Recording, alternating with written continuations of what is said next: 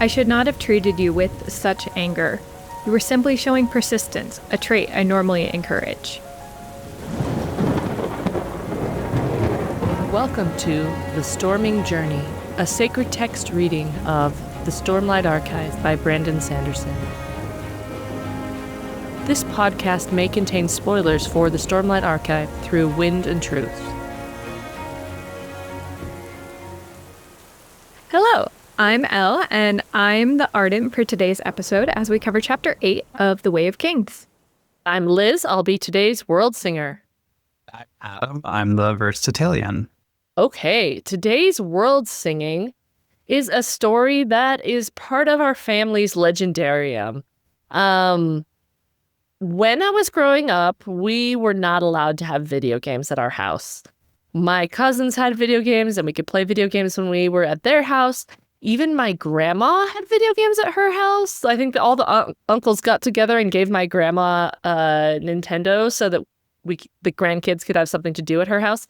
But my mom was holding the line firm. We were not allowed to have video games at our house. We were allowed to check out educational games from the library, and that was it. But my sister and I totally accepted this situation. My brother did not. He's the third child, and he's always been the most persistent of us. He, when he was 12, had a paper route, kind of been passed down through the family, and he saved up all of his paper route money, went out and bought a GameCube, and then kept it in his room to play and never let my mom know that he had one for a month. It took months until she caught him and realized that he had one. And at that point, it was forgiveness rather than permission. So sometimes persistence and breaking the rules turns out well for people. And that is a story we tell all the time about how stubborn my brother is, that he will get what he wants no matter what. Did he have to buy a TV too, or did he have one in his room? He actually bought, back in the GameCube days, they had these little screens that you could get that would attach to the top of the GameCube, and it would plug into the back of the GameCube and get power from it. It was very handy on road trips because we could plug the GameCube into the cigarette lighter and then you could play it in the car. It was awesome. It was the coolest thing in the 90s. The good old days of old video games. Kids don't know how good they have it. Those switches and those handheld things now. My kid is playing Astrobot on the PS5 as we speak, so. I love that. All right, I'm going to give us our Storm's Eye view here, which is a review of what the chapter's about. So,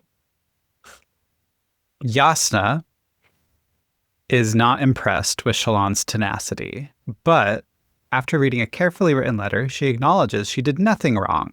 She's Yasna, she's perfect, and will allow Shallan another chance, once she has had a chance to learn and study more. Shallan, persistent and bullish, tracks down the philosophy she is missing in her knowledge repertoire, haggles with a bookseller, and plops herself down in the conclave, ready to educate herself. Before night final, studying anyone? After she dozes off, Yasna wakes her, rummages through her satchel, discovers her paintings, and deems her a woman who pursues scholarship in her free time, something that Yasna really likes. And so, finally, after long last, Shallan is blessedly offered a wardship from one Yasna. Little does Yasna know, though, that Shallan wants to steal her greatest item, the Soulcaster. It was a little longer than 100 words. Sorry. Do we count parentheticals is the question. It's all a parenthetical. It's how I write academically. You will tear M dashes from my cold dead hands. ChatGPT will. I have a note on our AI page that's specifically all M dashes are mine because they are. I love that. Yeah, so today we are talking about persistence, and it is a little bit funny to me. I actually picked the theme based on my memory of the chapter rather than after rereading it, and then immediately we get the quote that I used in the cold open where Yasna is talking about showing persistence, and I was like, Oh, yeah. Okay. This is an adequate theme for this chapter. So a couple of things that I was thinking about is like the connection or difference between like persistence and resilience, because those seem like very similar thoughts in my mind. But I think that like resilience is more about bouncing back after persisting through something. Does that sound accurate to you? Like both of you, of how I'm like understanding that? Or like, are there any connections either of you have made about those? I would say that resilience implies something bad happening to you, where persistence doesn't necessarily. It just implies you haven't succeeded yet and you keep going. Whereas resilience means to me that you've faced some hardship. And Shalon definitely has some resilience in her life to have come out as stable as she has from her situation, shall we say. She's lucky to be in the state that she's in, given the environment that she's grown up in, right? Yeah, I was when I think of resilience, I think of something that's reactive, and I think of persistence as something that's active, right? To be resilient, you have to have gone through something. To be persistent, you have to be going through something. But I mean, still, you can still be going through something when you're resilient too, but it just feels a little bit more like you've already gone through a lot. And so now you are declared resilient, whereas persistence, you're going through the lot. Kind of where I was thinking about that, but I wanted to make sure I was kind of on the same page with that. Because I think like Shalon does seem to be naturally persistent, even if she doesn't necessarily recognize that in herself. And I was wondering if that was like tied to her resilience, or like did her ability to be persistent come from her experience in having resilience through these things? Can resilience build persistence, I guess is the question. So like, because Shalon has gone through, spoiler warnings, a lot of stuff. Not really spoiler. It's still spoiler warnings. Because Shalon, murdered some people. Manslaughtered at the very least. That means that she has gained persistence from that experience. Yeah, I'm like, is persistence a learned trait, I guess? Like, how could we gain persistence? Is Shalon gaining it through her resilience? Maybe, could be. I also wonder if it's partly just a personality trait, because we eventually get, right, the reason that Yasna accepts her as a ward is because she has this hobby in her free time where she's constantly drawing animals and making observations. And we could say that's something she's persistent at, even though there's no like resistance there and there's no reward to be gotten from it, but it's a habit that she persists in on her own free time. So does persistence have to have a reward at the end? No. Does it have to be caused by something bad happening to you into the past and you getting over it? I don't think so. I think some people are just naturally more stick-to-itive. I think we can learn it and develop it in ourselves, though. Well, and so that kind of brings me to the other question I had, is like whether persistence is like a morally neutral trait.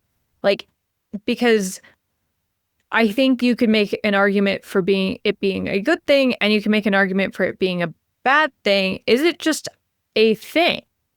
Like, if we're talking about wanting to develop persistence, does it actually more matter what we are talking about being persistent about? One way to think through that is to compare Yasna's persistence with Shalon's persistence. And specifically, I'm thinking about the line where it's right after Shalon's been rejected and she's talking to Yalb, and she says that Yasna has chronic competence. And so Yasna obviously is persistent, right? She's persistent in pursuing what she wants to do in her scholarship and in her will to, care for Roshar as a whole and to also care for her family. And so, but that also is kind of a negative persistence for Shalon, because that's why Shalon doesn't get the wardship right off the bat, right? She gets it eventually, but like right off the bat, she can't show that she has persisted correctly in the way that Yasna would want her to persist, even though she's still persisted. So like we see these two sides of persistence kind of playing out in the chapter. I was looking for other instances of persistence in this chapter, and I think an interesting kind of morally gray kind of persistence we see is from Yalb, right? We have several things that he's persistent at, like gambling and cheating and winning all this money off the guards. And then we also have him helping Shallan to barter with, or to bargain with the bookseller, right? And bargaining is a kind of persistence. You have to, I believe Shallan says like, oh, that sounds very involved when he says, oh, you would have gotten a better deal if you had left with me and then come back. There's kind of a persistence that's involved in chasing the best deals, which it can definitely be a hobby. And I used to be a crazy coupon lady back when I was much younger, and we were paying off student loans and things at my husband's first job, and spent a lot of time like figuring out how to piece things together. And so I see like that in Yalb as well. But is that morally neutral? I don't know. Like, he does use deception, and you always kind of use deception in a bartering relationship, in a bargaining relationship, because you're trying to pretend you want something less than you want it in order to get someone to give it to you for less than you are willing to pay for it. So I guess my like thought is, I think something like charity is a morally good trait.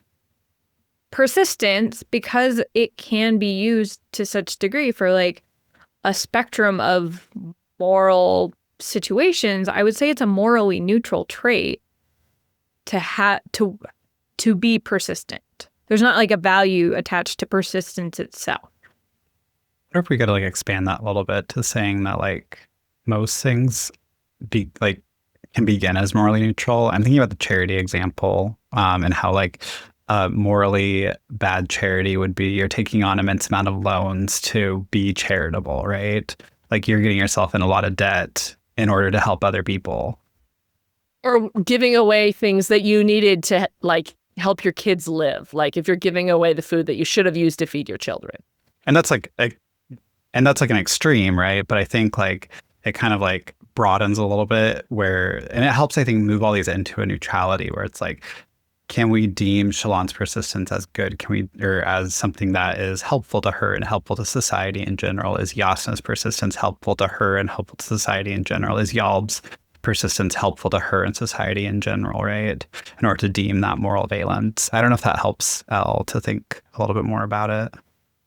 Yeah, I mean, it was an interesting like thought thing I was thinking about of like, I feel like I've always, well, and even Shallan is like, I encourage persistence, but it's not like loaded with a specific reason of persistence when she says it. It's just like, I normally encourage persistence, and here's a clear example of like when she didn't want to have persistence. And so I think it was just, that was something I wanted to think through of like, can persistence be like a morally one way or another, or is it neutral? And I think you like make a good point of like, it really isn't about the values, it's what we do with them, and we should be thinking more of what is the value of the persistence itself.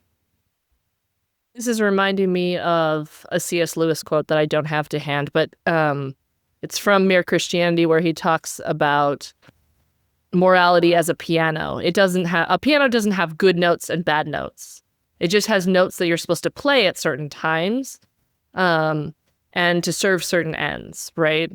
So morality is more about when we choose to employ things and in service of what goals, rather than that being good or bad in general.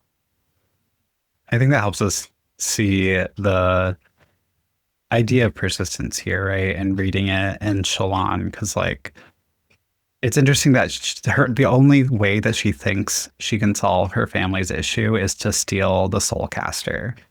That's the only way. And it's because she's been so persistent and dogged on it that she's come to that conclusion that like she can't just walk up to Yasna, even after getting to know her, after being her ward for a while, and say like, hey, we're in a really bad spot here. They didn't think of any other, maybe they thought of alternatives, right, of how to solve it back before she left to follow Yasna. But it's like because of that dogged persistence that all of the other roads have kind of closed to her, right?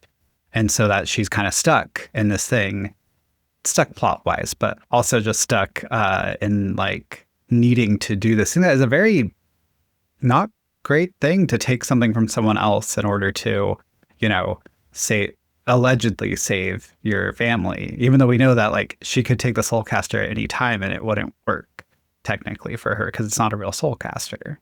And so it's interesting that her persistence has led her down this road to something that is, I would call stealing something from someone else morally bad, even if it's for such a good thing as saving your entire family, right? Like that, it's still somewhat of a moral badness. Utilitarianism would be Shallan thinking that Yasna has a real soulcaster who could do more good. Like, she is failing the like values of utilitarianism based on what she knows. Like, what actually happens is theoretically, if she stole it, it wouldn't do more harm. But based on like Shallan's understanding, yeah, she's doing more harm in stealing the soulcaster. I think just stealing in general would do more harm though as well, like, just as like a general sense. But it is a really interesting counterfactual, though, to think of like what would have happened if Shallan had said, yeah, we got this soulcaster and it broke and can I borrow yours? And Yasna was like, oh, who's giving out soulcasters? Oh, it's the Ghostbloods. And this could have been a totally different book. Like they could have gone on an adventure together to get the Ghostbloods. Would have been fun. Fan fiction, somebody else can write. Or someone has probably written. I mean, let's really talk about the real persistent people, and it's the people who read Brandon Sanderson. Those are the real persistent people. Or the ones who are ardent missionaries for Brandon Sanderson in ways that turn other people off to Brandon Sanderson. Those are the most persistent. Like those weird people who start podcasts. Weird. So weird. I definitely identify with with Yasna's I reacted badly because you were doing something that I do kind of scenario. I have seen so many instances of myself being like, oh, you're doing a thing that I do and you're doing it too, and I don't like that I do it, so I hate even more that you are doing it. Which is not necessarily a persistence thing. It was just I identify very strongly with this situation. Hang on. Yasna's perfect, and I will not have you say any bad words about her. I don't think I specifically said that she was doing something bad. But she has no wrongs. She has no wrongs, and she has no feelings, and she is perfect. Yasna did nothing wrong. Do we need stickers? Always stickers. No, I'm kidding, dear listener. I think Yasna's a very complicated and complex character, and that's why I love her so much. But it is interesting that persistence has this trait that, like, when someone is persisting in something we approve of, we applaud that and say, great job, you have grit. And then when they persist in something that annoys us, like a small child asking us for candy, we're like, stop it. Stop having persistence. So it is a trait that you need to use judgment with, like, to make sure that you're pursuing something that's worthwhile in a worthwhile way. So it's a tricky trait. Yeah. All right, so we're going to move to the sacred reading method section of our podcast, and today we're going to focus on likening. And likening is a Mormon sacred reading method that is not very well defined. You will find that a lot of our sacred reading methods that come from the Mormon tradition are very poorly defined and don't have a lot of guidance in how to use them. So we're trying to give examples of how they could be used, because it's a little bit exhausting sometimes to have to figure that out yourself. So the part of likening that I wanted to look at today is in the Book of Mormon. There is a verse that talks about how likening the scriptures should be done for our, quote, profit and learning. And specifically, I wanted to look at one of the lines from Shalom when she is arguing with the bookseller. She says, "To discriminate is to maintain prejudice against, to be exclusive. Can a person afford to be exclusive with what they ingest? Whether we speak of food or of thoughts, the body needs many different foods to remain healthy, and the mind needs many different ideas to remain sharp." So I kind of want to liken that line to our lives in general. Specifically, I wanted to kind of think about like media consumption and social media consumption algorithms. One of the things that I was looking into was the impact of social media algorithms on our lives and the way that social media algorithms can impact how we feel about things. They're often designed in a way to maximize our time on a platform rather than to maximize human good. We talked about utilitarianism earlier in the episode of the most good for the most people, and social media algorithms are not normally designed for that. And also, Mormon ideas of media consumption have also shifted a lot in terms of what exactly is considered quote unquote bad media. But it's always filled with the idea of media consumption does impact the kind of people that we are. So we should be careful about how we consume media. So I think the approach I want to do is talk through this line in relation to those ideas, trying to apply this experience Shalon has had to at least a broad experience of media consumption. I kind of briefly narrow it before we expand it, if that's okay. Maybe that's the law school training in me. When you were talking, I was thinking specifically about the media that Shalon has had access to, how it's just been her small library at her family estate, and then she gets to Carbranth, she sees the giant big library, and then Yasna says these 5 scholars you don't know about, and then she goes and finds those 5 scholars, and it's a very active way of getting knowledge rather than a passive way of just receiving knowledge, right? Because someone like Shalon, if she was not chasing Yasna and she just ended up in Carbranth, would just sit in the conclave for forever, probably reading a book, drawing the guards, reading a book, drawing the Ardents, reading a book, drawing the next thing. And that would probably be the rest of her life if she had, all the money to spend. It's very expensive to be there. But I was thinking about in relation to algorithms, where algorithms they don't give us a chance to discriminate. They don't give us a chance to, they make us very passive, right? They're feeding us things. I always think of my students and how when they're on social media, they can't remember the video that they watched 2 videos ago. I'll ask them at the beginning of class, I'll say, what was the video you watched 2 seconds ago? And they're like, and it's not great because it's not this active searching. It's not this active finding. It's not this active persistent action, right? It's actually more of an anti-persistence. It's a sitting back. It's a letting me receive, let me not discriminate, let me just have this come into me in many ways. Yeah, I'm very much still a Web 2.0 person, and I hate it every time a website that I use goes into algorithmic mode and stops serving me exactly what I've curated for myself, because I'm very intentional about subscribing to RSS feeds from all the sites that I want to follow, and only going to the subscribed page on my YouTube. I don't want to look at their suggestions. I have things that I'm interested in, and I have subscribed to those. on the other hand, like there is that like maintaining your own intentional diet of media or food in as Shalon is bringing up. But there's also something to be said for allowing some bit of randomness.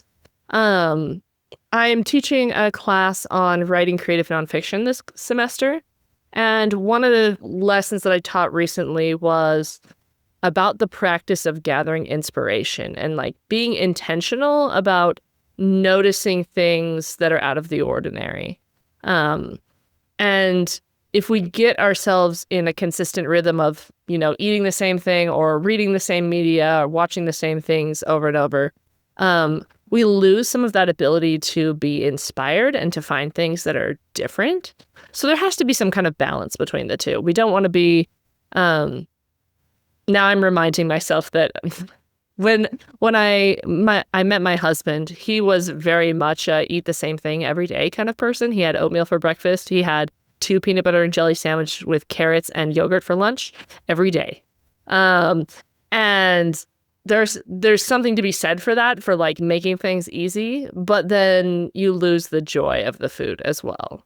So we have to have a balance between being intentional about what we eat media-wise and also finding new things in some way, being inspired in interesting directions. Yeah. I think, so the goal of Likening, at least in the way that we're doing it, is for profit and learning. We can learn about social media algorithms and how they affect us. But in order to actually like apply them, and we can say, yes, we've learned we need to be exclusive with them because of how these algorithms work. Then the question is like, what do we do with that? What do we do with a world that is very based on algorithms and giving us what we, not even necessarily what we want, but what the algorithm just gives us? And is the answer just, we should all be on our phones less? Is the answer, yes, that is the answer. It is always the answer. Yes, but if they're on their phones less, they're not finding our podcast. You should be on your phone for 30 to 40 minutes listening to The Storming Journey, and then you should put your phone away. That's what we're coming away. That's the likening of Shalon right there to everyone's life, is listen to Storming Journey. I have an example of where I felt this feeling that I believe it's either the next line or a line before where Shalon talks about people who eat only sweets and get a stomach ache. And this is bringing it offline. But I was trying to read all of the novels that were up for the Hugo Award this year. And after reading about 4 of them, I just felt so tired of 2024 science fiction and fantasy, right? I was like, oh, these all have some of the same qualities. So there's something to be said for, I have more fun reading science fiction when I'm also reading nonfiction and classic novels and making sure I get a mix of media. And we could apply that same thing to our phone if we're only watching videos about a certain topic or only participating in a certain app. You can get kind of that stomach achy feeling. But if we're doing a little bit of each thing and also reading books and also watching long form movies with our family or, watching long talks and things like that, if we're making sure we get a variety, then it doesn't hurt us to have a little bit of candy occasionally. I really like the line right before that where she says, she's clarifying to the merchant after the merchant says, she says, to be exclusive. And the merchant says, I think we must be exclusive, right? That's what you just said. And Shalon then clarifies in her, how do we say this? Her sarcastic way. I said we should take thought for what we read or eat, not that we should be exclusive. Which connects a lot to the idea of moderation in all things, which is one of those Mormon ideals, right? Is that you can You shouldn't focus in on one thing. You should be moderate in everything that you partake of, whatever it is coming into your body or mind. But it's also, I like this idea of diversity and diversifying. Even if you have an algorithm, you can still curate it into a specific algorithm that like gives you kind of what you want in some ways by following certain people. Like if you follow all of the Instagram accounts that are like neo-Nazis are going to show up in your social media feed. If you follow the Instagram accounts that are all Brandon Sanderson stuff, all Brandon Sanderson stuff are going to come up. And it's like, you need, yes, like if you follow all Brandon Sanderson stuff, that's wonderful, but it's like you also need other things in your feed. If you follow the neo-Nazi stuff, you should probably go to therapy. That's not wonderful. That's where you need a therapist. But it's like, it's that diversity, right? Where it's like, we live in an algorithmic world. We kind of have to live in an algorithmic world. And so we need to figure out a way that we can either diversify the things we engage in, what Liz is offering, or diversify what we're partaking of in the algorithmic field. Yeah. One of the things I'm thinking about, this was a huge deal back in 2015, where there was a lot more, if we only see the other side, then we can actually all work this out. Idealism that I don't know is quite nearly as possible as it was 10 years ago. But 10 years ago, I was on Twitter and I loved it. It is kind of how my husband and I connected. We had known each other other ways, but it was how we ended up actually getting together. So I have a soft spot for Twitter, and I'm a little sad that it has turned into a cesspool. But one of the things that I really like the most about Twitter is that I had followed a variety of people that I had either known from college or were in my network. And I ended up getting exposed to a lot of different views of people that I hadn't necessarily heard before. And getting other people's perspectives helped me become a better person because I understood different things that I had no reason to think about before. And I think that while it's less necessarily about the specific kinds of content, it's more, you should be getting more experiences of other people. So trying to understand other people's viewpoints or ways of thinking about the world, I think actually is valuable. And I still don't think you should be going to neo-Nazi pages. We really don't need to try to understand their perspective. Or if it's a family member or a friend, that's something that you could have an offline, in-person conversation about if they're going off the QAnon rails kind of thing. And having a conversation with them in person is important to be able to help them with their media feed. I don't know where I'm going completely, but does any of this make sense? I think it's just diversifying what we take in, diversifying what we engage with is a really good and important thing to do in order to become more fulfilled human beings, but also more human beings that can be persistent like Shalon and Yasna are, to be more open to, different ideas. Sadly, what this means is that we cannot just read Brandon Sanderson and only Brandon Sanderson. That is the only unfortunate part of this likening. But I think he would be okay with that, and we should be okay with that too. I mean, we talk about this, we haven't had a formal World Hopper section yet, in a podcast episode, but that was part of our intention was there are links to other books and other ways. I mean, Liz, you've even brought in Mere Christianity as we've been talking about this of here are other things that connect with this. And I think that makes reading Brandon Sanderson's books even more important. We also we bring in these Mormon connections, and that to us at least makes reading Brandon's work more fulfilling because we know these other works that he is referencing or that he is bringing in. So I'm not saying you're not wrong, but I think that reading other things makes the things you read more fulfilling. like Liz was saying, with like the science fiction, you enjoy science fiction more when you're reading nonfiction and other ones too.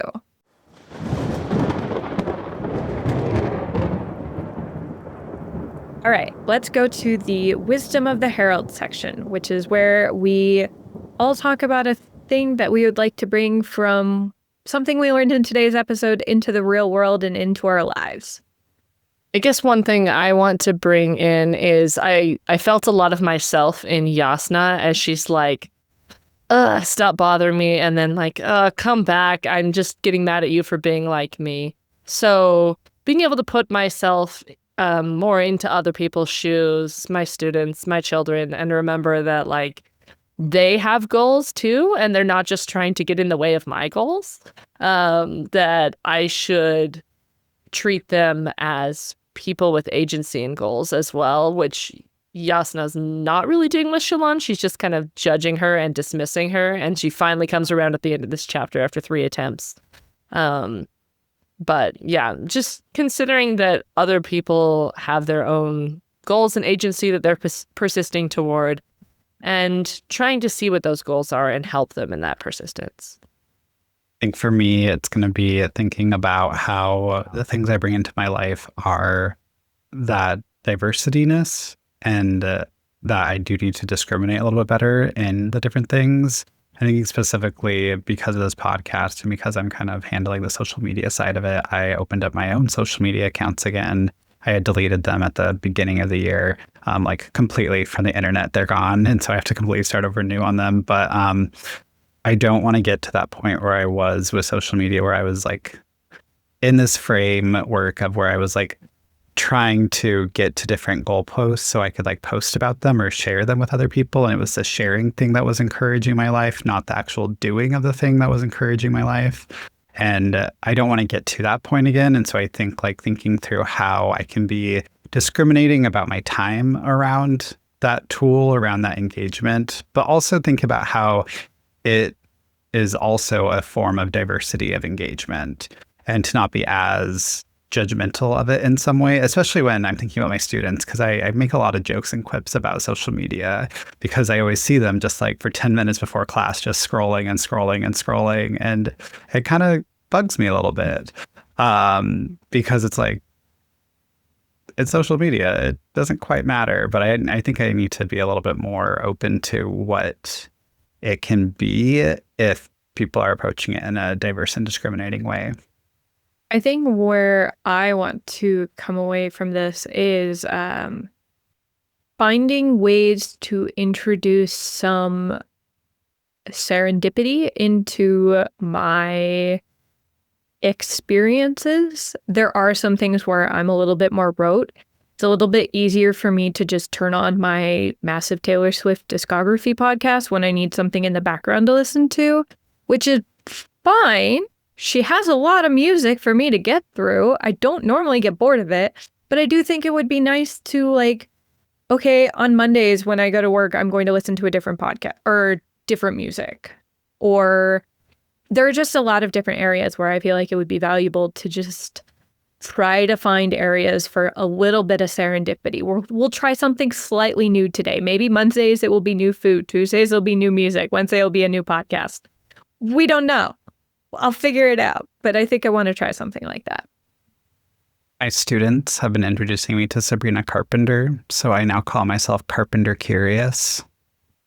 I did try her new album. I'm sure if I listened to it like 8 times, it would grow on me, and I don't yet want to. So You have to watch the music videos, apparently. The music videos tell the story.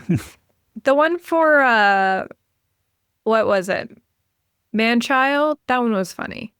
I did actually hear I was just sitting in my hammock during the summer, and I heard this guy on a motorcycle and saw him drive past me blasting Man-Child on his speakers. And I was like, I don't know what to think about this, but this is certainly a situation here. We stan. Certainly an experience. On that note, dear listener, There we go. just stay near the flame. Thank you for joining us today on The Storming Journey. You can support our work on this podcast by subscribing to our Patreon, leaving a review, or sharing the podcast with a friend. We hope you'll join us next week, and in the meantime, remember, journey before destination.